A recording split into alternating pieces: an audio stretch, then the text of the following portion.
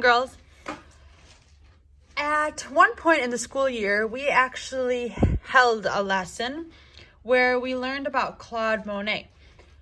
Claude Monet is a very famous artist, and I'm sure you remember we discussed that he loved using oil pastels in his artwork.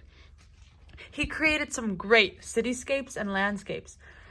His most famous one is actually one that he created of a lily pad pond. And that's actually what we're going to be working on today. So what you're going to need is a blue piece of paper. Miss G has provided that in your packet for the week. So once you find that blue piece of paper, you're going to gather a few other materials, including either crayons or oil pastels. The first color you'll need is a light yellow. Now, imagine you have a pond, but your pond isn't perfectly blue. There's always some type of color that has been added to your pond. So let's start with using our light yellow. You don't have to make it look perfect, really.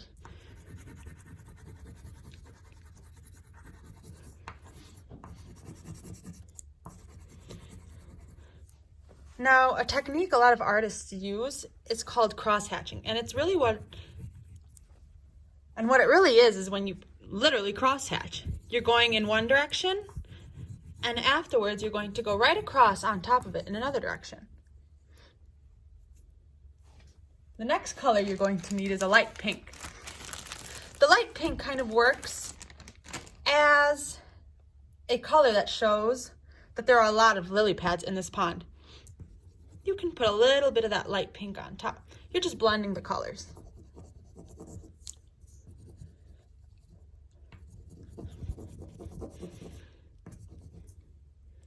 Next, you're going to take an orange color. Your orange also acts as like a blending color. It blends those colors together. You're going to continue to cross-hatch.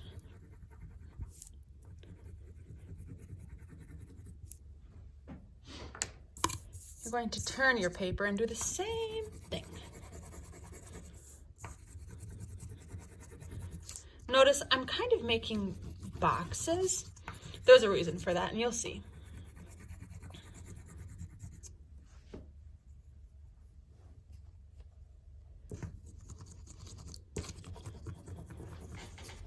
It's okay if you leave a little bit of the blue showing. Like I said before, it doesn't have to be perfect.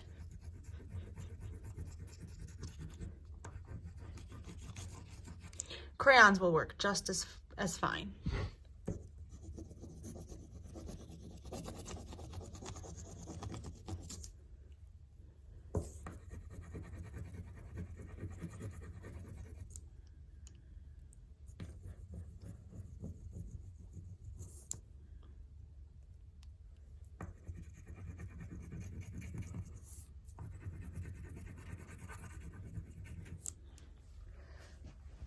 I've added about 4 flowers, sort of, and I don't think I'll add any more.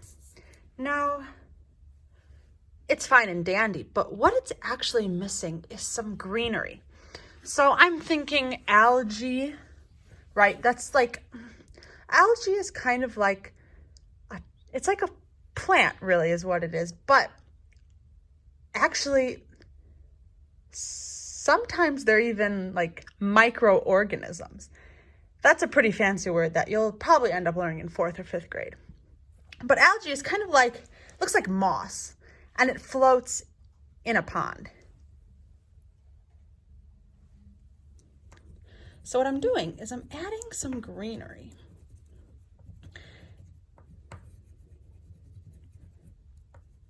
I'm going to keep adding green. And it kind of looks like leaves.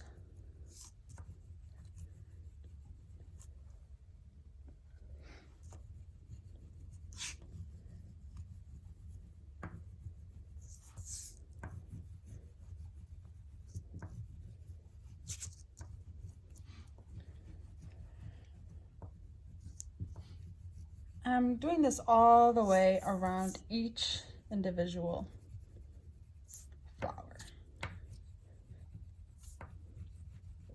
Some leaves or some parts of the algae are bigger, some are smaller.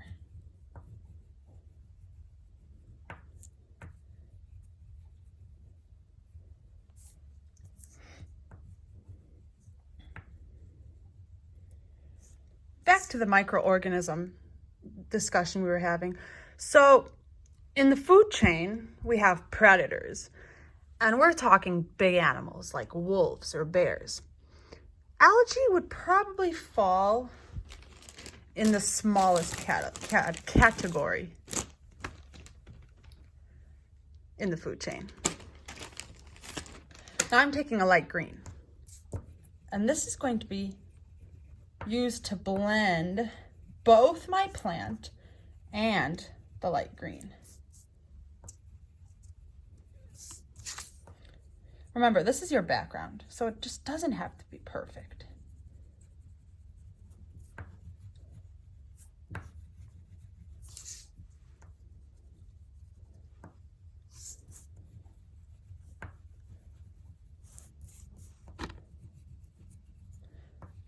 As I'm finishing up here, I would just like to ask you how your day has been.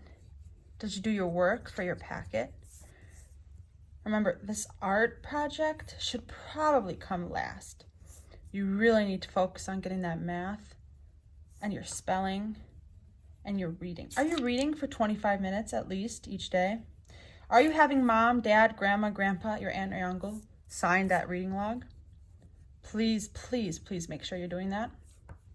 And make sure you have a guardian drop off your work on every Monday from 10 to 11 or 6 to 7.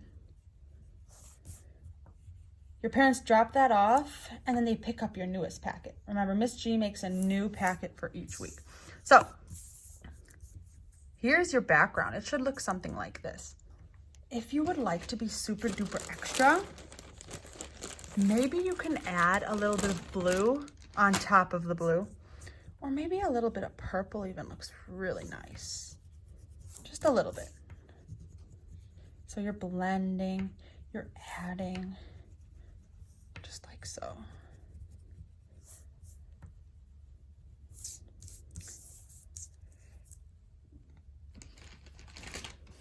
All right, so my background is just about finished.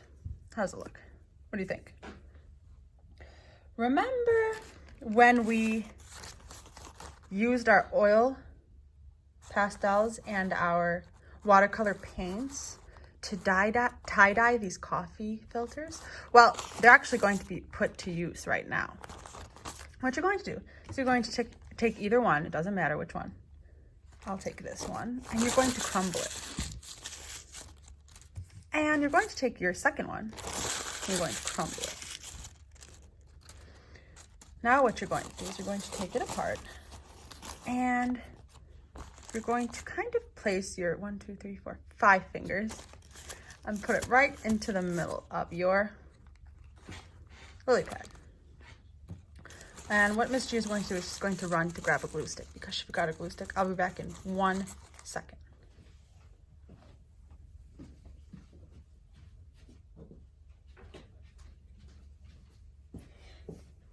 And what you're going to do is you're going to place a little bit of glue right in the middle of your background, and you're going to make sure you glue that lily pad down. Then we're going to do the same thing with the next one.